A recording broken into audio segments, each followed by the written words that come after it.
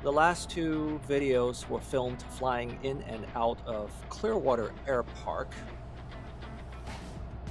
This, I am flying into Crystal River Airport, roughly 52 miles away from Clearwater. It has a very similar runway to Clearwater, runway 09 or 27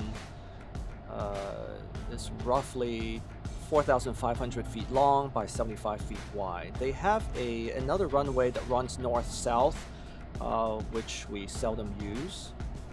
Um, but what I really like about this airport is very seldom do I get significant crosswind. The winds up here are just somehow more favorable more frequently to either runway 09 or 27.